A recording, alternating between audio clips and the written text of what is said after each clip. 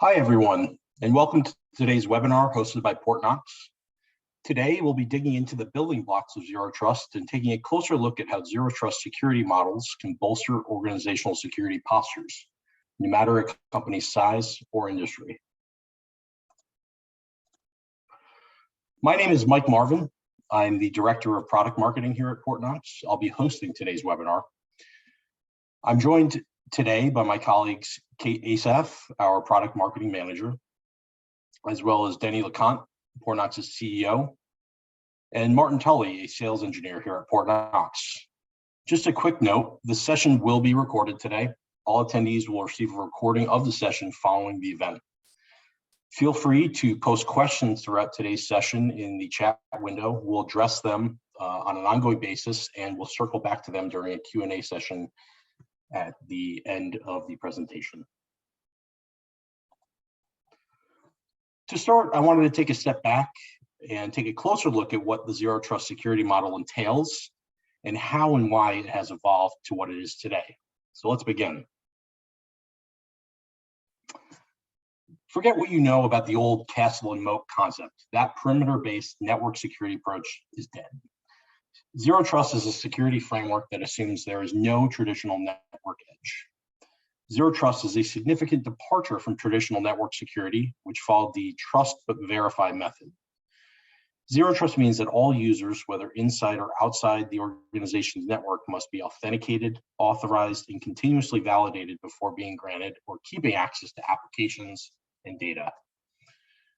For most, achieving Zero Trust is a journey with many twists and turns and alterations. It's not a destination.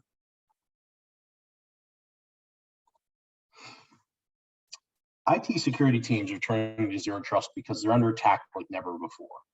Attacks are getting more sophisticated and more frequent. There's also a skills gap in IT security and IT in general. A good network engineer is hard to find these days. Plus, employees are not being properly trained on cybersecurity awareness. This makes for a perfect storm when it comes to IT security preparedness. So what makes Zero Trust the best way to address this growing security crisis? Well, it offers a more proactive approach. Many companies have inconsistent security policies applied across their organization, especially if they've been through any kind of merger and acquisition. Zero Trust lets you map out a thoughtful, thorough approach to keeping your assets secure. And with threat sophistication ever increasing, it's not possible to keep up with all the various ways a hacker can bypass your controls. Even if you've doubled your IT staff, it would be nearly impossible to keep up with all the threats.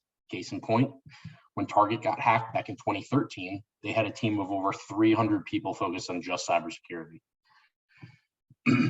And speaking of your overworked IT staff, a good Zero Trust solution will automate as much as possible. So things like risk remediation and network segmentation happen without your staff or users having to do anything manually.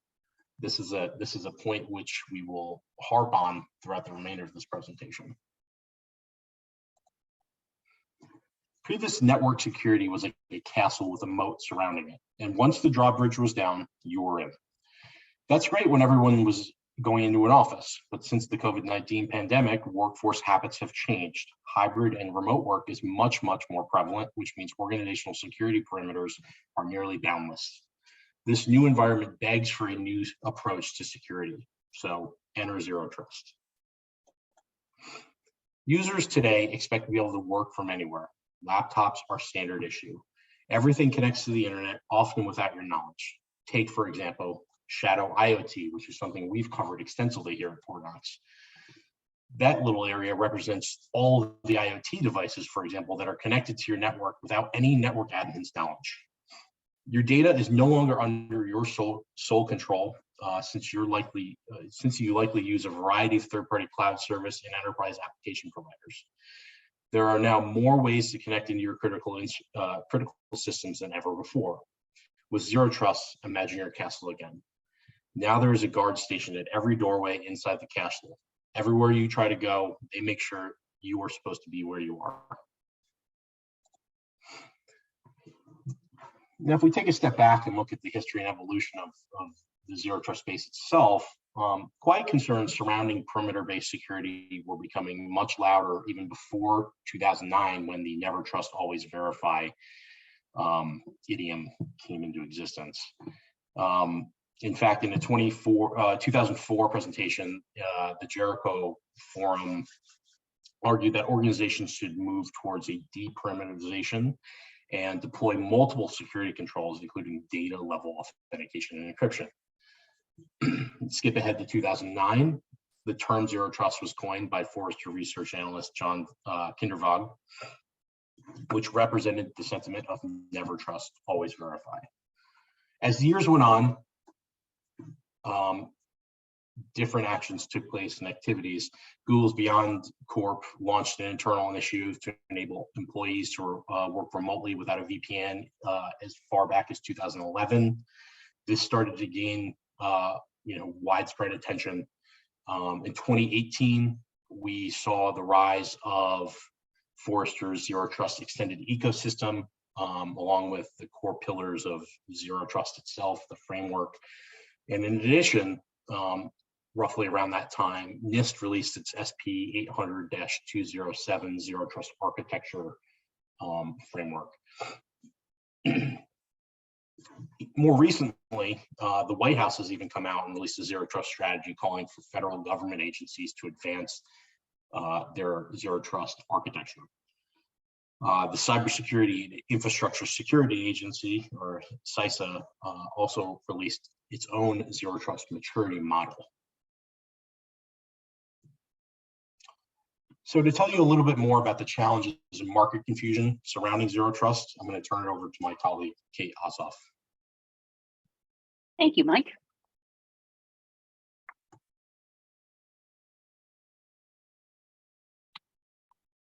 So with the adoption of zero trust, with the federal government and the Gartner and Forrester reports, unfortunately, zero trust has become a bit of a buzzword because, as Mike and I know, marketing ruins everything.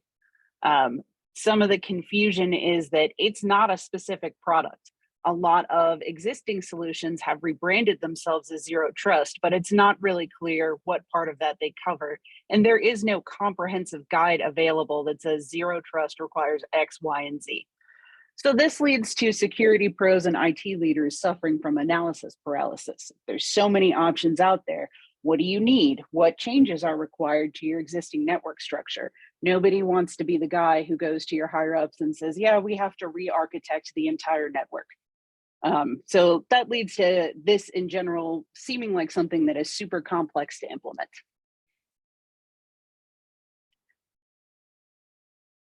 There are some pervasive misconceptions surrounding zero trust, and I think a really common one is our current security is good enough. We mentioned earlier, 45% of all companies in the United States have suffered a data breach, and that number is only going to go up. A lot of cybersecurity professionals say it's not if, it's when you'll be hacked. So yeah, your current security is good enough until it isn't. And you don't want to go through a data breach. It's terrible for your customers. It's terrible for your employees. It's just bad times all around. And then the question is, can we afford a zero trust solution? Well, can you afford a data breach? If you look at SolarWinds, their stock price has been in the toilet since their data breach, and it has never recovered. And so investing in zero trust is definitely going to be the cheaper option. And then the thought is, do we really need it? Well, there are a lot of ways you can be compromised. Mike mentioned IoT. There are 14 billion IoT devices, and that's projected to increase to 27 billion connecting to the internet by 2025. Shadow IoT is super common. 80% of IT leaders found devices on their network they didn't know about. And the worst thing is these devices are notoriously terrible for security. Best practices are just not on the radar when they're developed. And even if the manufacturer does release a patch or an update, how exactly do you update your fridge? It's not like a smartphone, which has an auto update mechanism. In fact, there was a casino a few years ago that got hacked through an internet connected fish tank. MFA bombing is becoming common. Cisco, Uber, and most recently Reddit just a couple of days ago were all compromised through that. And above all that, we're kind of the problem. We share passwords, we write them down, we click phishing emails, we leave our computers unattended. It only takes once, and then a bad actor is in your network. You know, we joke users are dumb, and we're all users. There are also some challenges in implementing zero trust, right? First of all, there's just a cybersecurity skills gap. IT can be kind of a rough profession. We all love it, but we've all also spent a weekend trying to make a server upgrade work. Not everybody wants to lose their nights and weekends to maintenance and patches. There's tool sprawl. Is this tool really going to cover what we need it to cover, or is it just going to be another thing we have to learn? What happens when we get new staff and we have 30 different tools that they have to figure out how to use? How do we make this work with our existing architecture? Like I said, you don't want to be the guy who goes to the higher ups and says we have to change everything. But then you don't want to look at a solution where you're trying to hack an API and script and code it into doing something it wasn't designed to do. Constant changes are hard on the users. No joke, when we implemented Okta at a company I worked at previously, I had a coworker who couldn't log into an application for 3 months because he did not realize it had moved to Okta. So it can be tough to keep track of all of that. And then the big question is this going to impact our performance and our productivity? It's frustrating to have to log into something 700 times a day or figure out where you have to go to get access to something. There's always a balance between security and usability. Make security too hard and it leads to unsafe behaviors like storing passwords in a flat file or storing them in your Gmail account, which is how Cisco got compromised. You can't sacrifice productivity for the sake of making yourself more secure.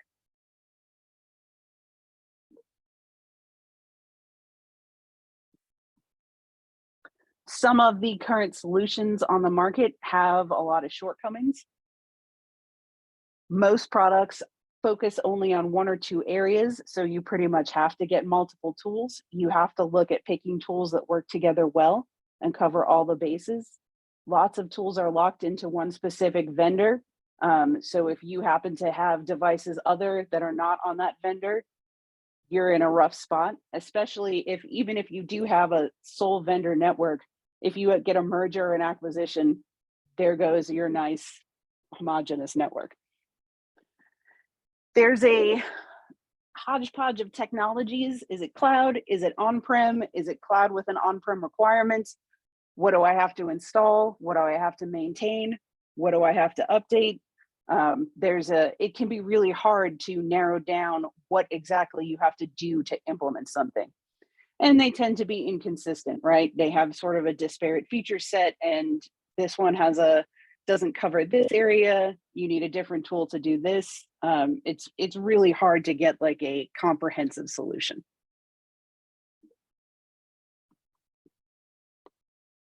Speaking of which, simplicity and ease of use are generally not priorities for these type of tools, which means there's a big learning curve, or you need a lot of assistance to get everything up and running. And your current staff isn't going to stick around forever. So when you are onboarding new people, if they have a million things to learn, it's just going to slow down how quickly they can get up to speed.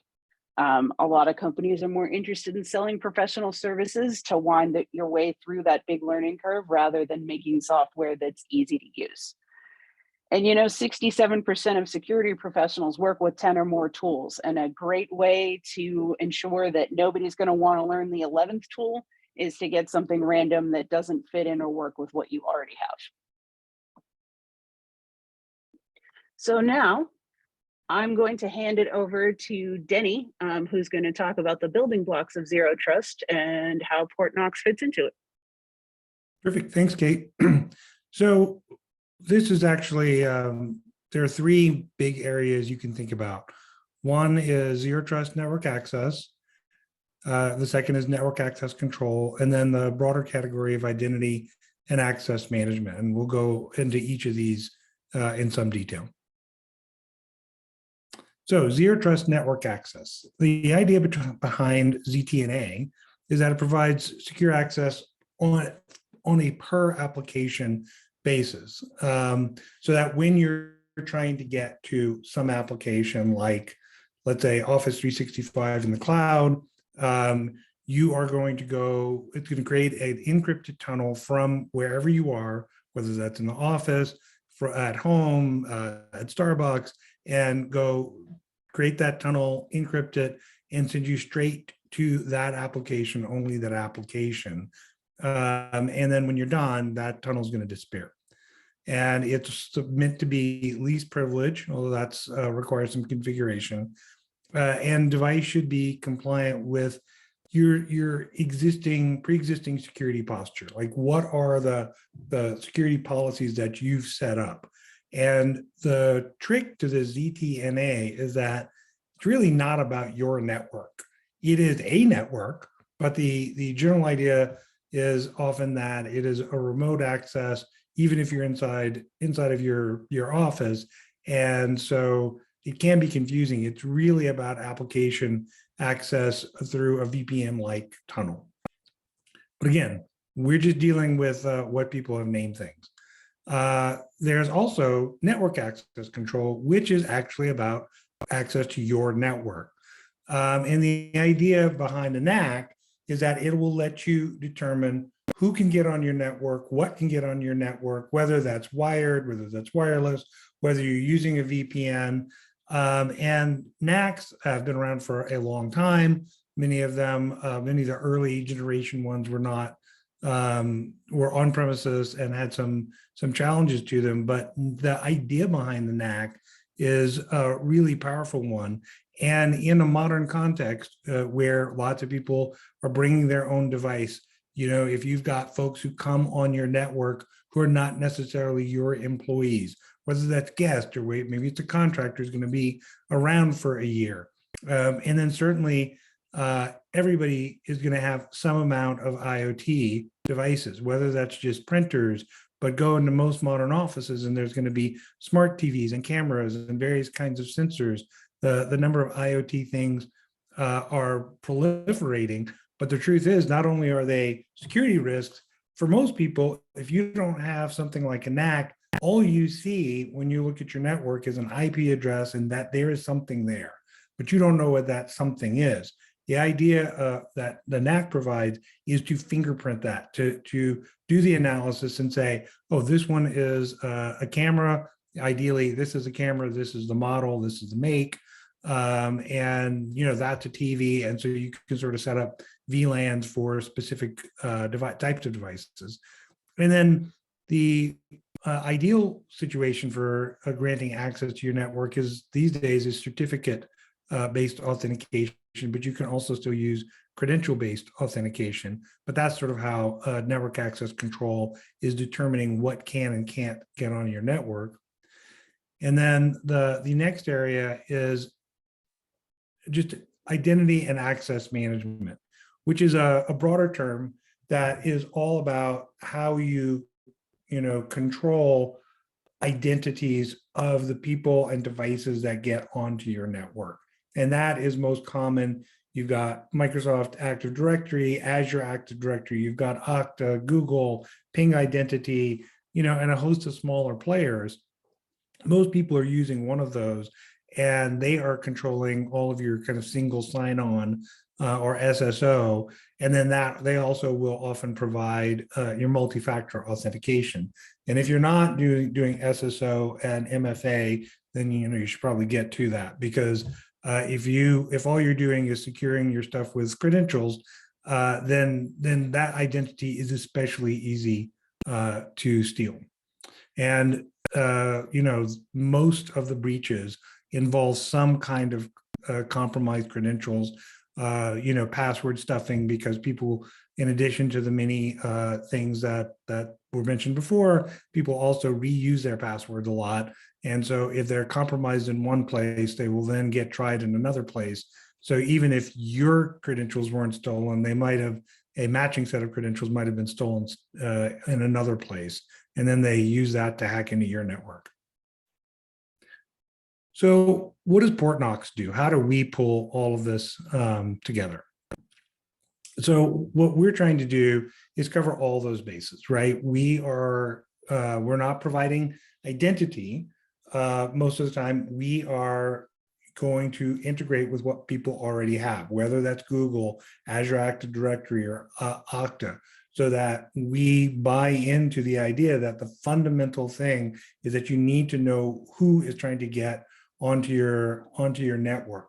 We can then enforce those identity-based policies so that when you say people in this group, let's say the finance group, they can only get onto this part of the network where you've now segmented your network so it isn't, as Mike said, the classic castle wall and a moat, and once you're in, you've got access to the whole castle. You should be micro-segmenting your environment, and Portnox is all about trying to help you do that. And then we're using certificate-based authentication. One of the services our product provides is a certificate authority, because what we found is lots of people know about certificates, they're aware of them, but they don't have a lot of expertise with it. So we kind of built it in to make it as easy as possible for people to use certificate-based authentication. And once you have identity, then again, the next thing is a NAC. We provide a cloud-based NAC. We have been around the NAC business for a long time and concluded that on-premises NAC was a lot of trouble and is not necessarily easy enough for most people, so that when it's cloud-based, it can control the who can get on wired, wireless, VPN. You can fingerprint, you can determine what segment people go into.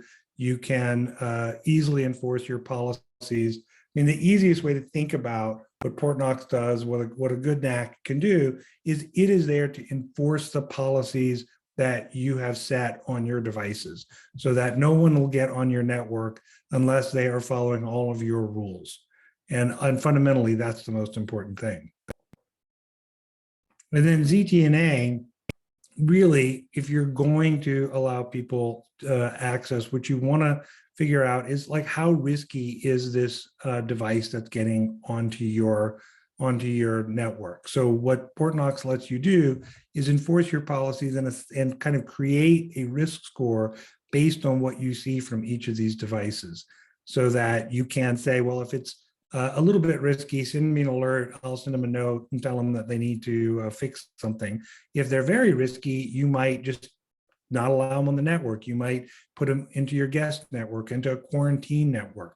Importantly, it isn't good enough to do it one time, because let's say somebody gets on and they're following your policies, and an hour later they just decide to disable one of your security tools. They turn off the antivirus, or they open up their firewall. Well, you should, what Portnox will do is it's constantly evaluating that, and will kick them off the network if they suddenly go out of compliance. Or it could just say, well, you turn off the firewall, we'll turn it right back on for you, so that we can do automatic device remediation to keep your users from, most of them are going to have good intentions, but still, as we said, they'll do dumb stuff. And the point of automation is to prevent them from exposing your network, through their own carelessness. And as I mentioned, it's all cloud-based. We've, everybody at Portnox has been in IT, software for a long time. We know how hard it can be to run things on premises. You've got smaller staffs than you've ever had, and more things to manage than you've ever had to manage. And so one of the benefits of just handing off a lot of the back end of a piece of software to the cloud vendor is that it just alleviates an awful lot of work from the IT team. The other thing about our solution is, in addition to being cloud native, it is standards based. Everything we do is based on 802.1x. We do not, as some of our competitors do, is they will do things for each vendor, which sounds good until you realize that all the vendors are always changing, which means they are always breaking whatever kind of specific thing that you've done. And we know this because we had an older on-prem product that worked that way, and it ends up being kind of brittle. And so when you do everything based on a standard and in the cloud, it just sort of, it becomes a set it and forget it product. You can set it up, it's frictionless to set up, because it's standards based, it's future proof. any changes that are happening, you've got the vendor here, Portnox, is kind of doing the upgrades for you on the weekends and maintenance. So it's not you doing all of that. And while we think it's great that you should have a cloud native solution, it turns out we're the only ones that are providing all of this functionality and doing it from the cloud. So in our Zero Trust platform, the other thing we are providing is TACACS. If you are making changes to any of your network devices and you want to also do that from the cloud, you want to control who can do what, you want to control what they can do and audit everything they do, TACACS does that. As I mentioned, we support and kind of live by 802.1x security, means everything is encrypted. And we've got one solution for wired, wireless, and VPN. And we think it's very important to be part of the sort of common security ecosystem. If you are not working with the way everything else works, you're just going to be harder to implement. So we work with things like Microsoft Intune, Jamf, with Google Okta Azure. We will work with any of your SIEMs like Splunk or Rapid7. And so being part of that broader security ecosystem and just, again, making that frictionless and seamless for users is part of the value that we offer. And so here's a lovely diagram that kind of shows the whole thing. If you sort of take it from left to right, this is about any kind of endpoint, whether it's on-site, whether it's remote, whether you're dealing with your employees, with guests, or with contractors. Anytime they're trying to get access to your network, they're going to, Portnox Cloud is going to kind of mediate that. That does not mean, like some vendors are going to try and send every packet through their cloud. We're not doing that. That is likely to provide a lot of latency when you do something like that. It can be problematic. We are only brokering the authentication, the authorization. We're accounting and providing the accounting. We're doing risk mitigation. We are ensuring that you're in compliance. And then that cloud is integrating with your Active Directory or your Google Workspace with Intune or Jamf, and with the SIEMs, with any of your managed detection and response or whatever other XDR. We're making sure all of that works, but we're doing it from the cloud, which means that if you're at all distributed, it becomes even more powerful rather than having to set up on-premises appliances kind of all over the place. And then we support unified, whether it's whatever kind of network, whatever kind of infrastructure. We really don't care what kind of hardware you have. 802.1x has been out for over 20 years. So it's hard to find a device that doesn't support it. And so everything works seamlessly with our solution.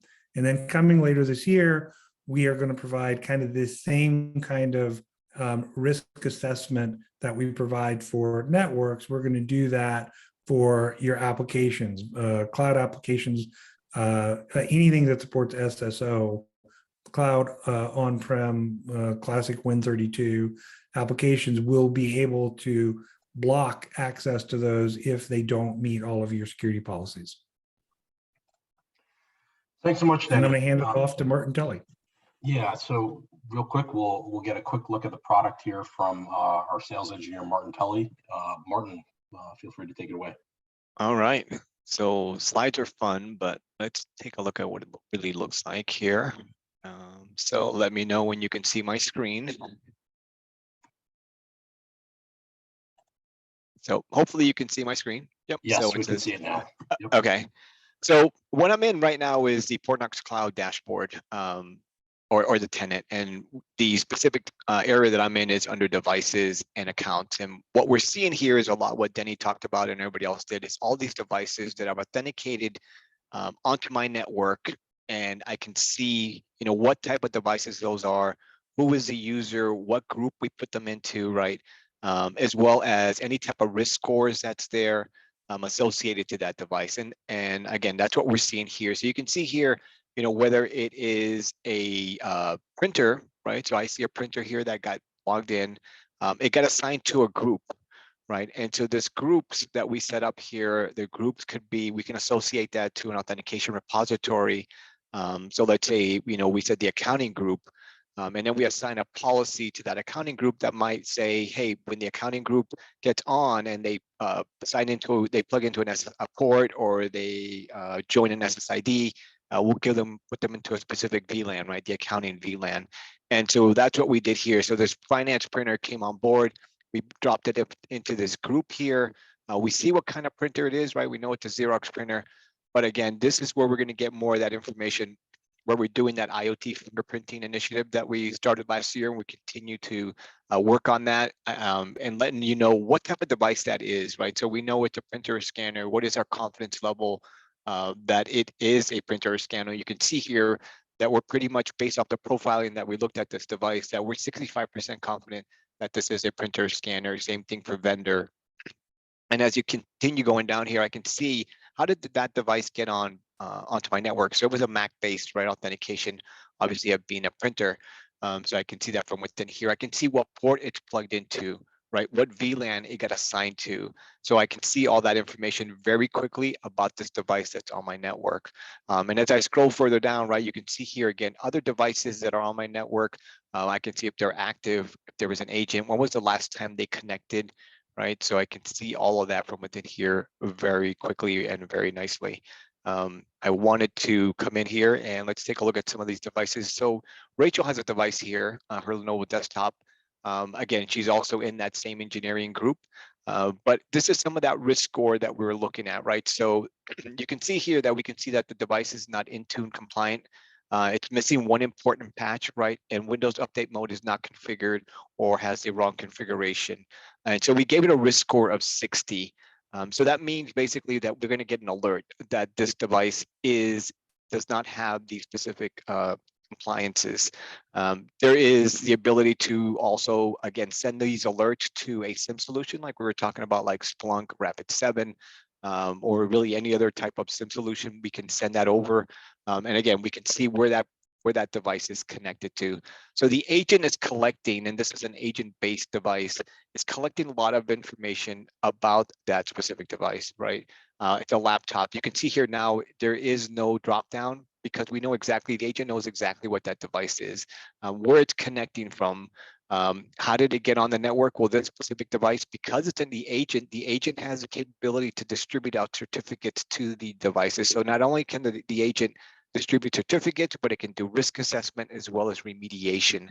And so that's how that device got on board. It got on board with the certificate-based authentication. I can see the public IP, the Wi-Fi that they're connected to, the SSID that they're connected to from their home, right? So I can see all of that information from within here. And the reason the agent is collecting all these specific attributes is so that we can define some sort of risk assessment. So we can take a look at things like, hey, do they have the Windows firewall, and is it enabled and up to date? And so that's why we're collecting all this information, so you can create a risk assessment policy and take a look at all these specific attributes that are in here, right? Peripheral devices, we think about, is somebody connecting a USB device onto the corporate laptop, right? I don't want that. I don't want somebody plugging something in there. So that's something that you can do as well. So you can see here again, different types of devices that came on board. Again, that could be self-onboarding, whether that's an iPhone, it's an Android device, right? And you can see here Kate's laptop. So just a lot of different things, IP phones that are coming on board. So again, these are all different types of devices that are on the network. Here's Mike's device here. Again, I can see where Mike's connecting from. And I can see when was the last time he connected, and I can see all that information from within here. Well, we also have the capability, when I click on this device timeline, is to correlate events to that specific device. So I can see here, I can see an app version has changed, and different information about that device. And if I click on Analyze Timeline, any type of alerts that have transpired against this device would appear here on the screen, right? So you could quickly see what's going on with that device. We talked about, contractors, right? So, users that are coming into the building on a frequent basis to do work. Maybe I don't want them to connect. They need a little more access in the guest network. You can create contractor accounts for them. We talked about Mac-based account authentication. So that printer, when I create a Mac-based account, right, I give it a name. I can just basically tell it what Mac vendor it is, and we'll have all the Mac prefixes there. And then really the main part here is dropping it into a group, right? So let's say I put that into any type of group here. Let's say it was security camera group, and that security camera group has a policy that's going to put them into a specific VLAN. So once that device comes on board, it gets assigned to that group, and then it gives them that policy that puts them into a specific VLAN. And so that's what we're doing here. The other page that we have here, the other view is a network view. So the network view is more looking at it from the authentication piece of it, right? So whether it's the switch or the controller, and that's what we're seeing here. So if I want to take a look at this switch here, I can take a look at that, and I can see who's connected on that switch, right? What ports people are connected to. I can see all that from within here. So this is a nice little view. If you're walked into a network closet and you wonder, hey, who's plugged into this port? Again, this is information that we can quickly give you. And then the other view here is the alert view. So the alert view, I did a filter here just to basically show you bad things that are happening on my network, not successful authentications. But you can see here, a new device came on board, and it was fingerprinted, right? And I can see what that is, right? It's a media player, NVIDIA, and it got what group it got assigned to, what policy it got assigned to, right? So quickly, I can see all that information. I can see here a Mac bypass was denied.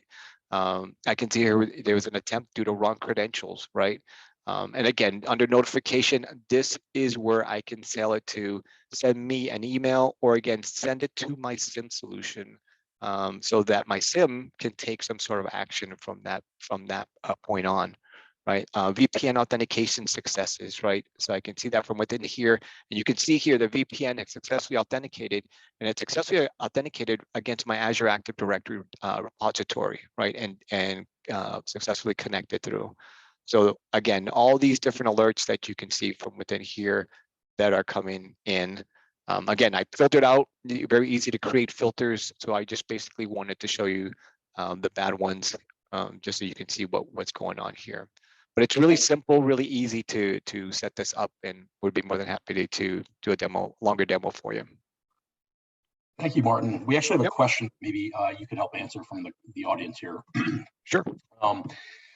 User has asked, could you please remind me what happens in case disruptions on your end, such as the cloud service provider, or between the internet and the client, either DNS or BGP routing error shutting down the internet? Does the solution have the ability to remain functional and to a certain extent in these scenarios? Yeah, so in our backend, in our radius service, when you create a radius service on our side, right, we have availability zones within each respective region for redundancy, and traffic is distributed to the load balancers on our side, right, in the backend.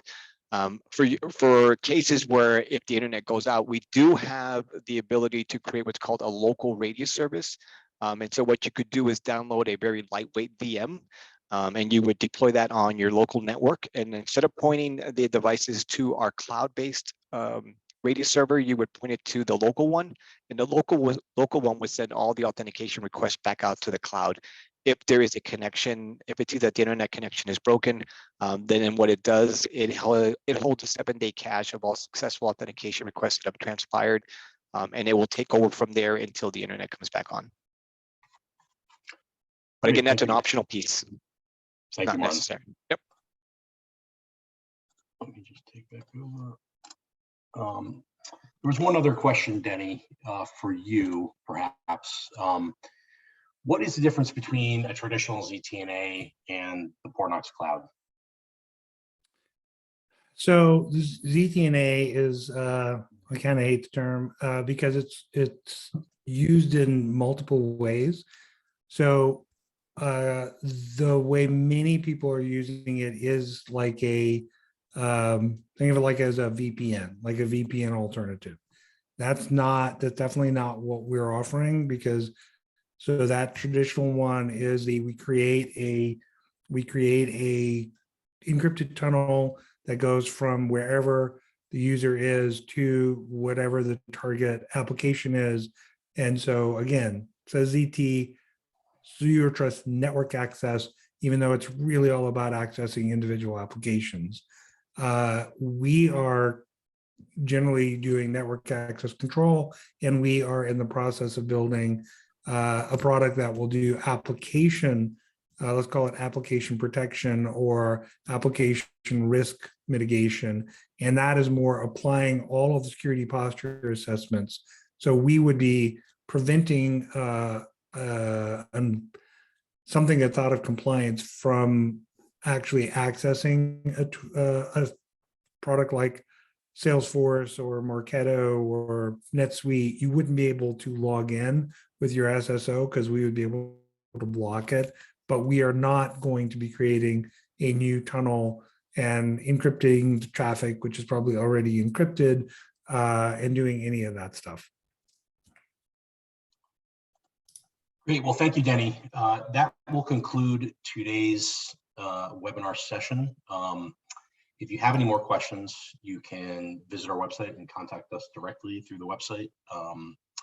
You will all, as attendees today, receive a recording of today's session that you can review again and share with your own colleagues. We thank you very much for attending, and thank you all to my co-hosts and panelists today. Have a great day.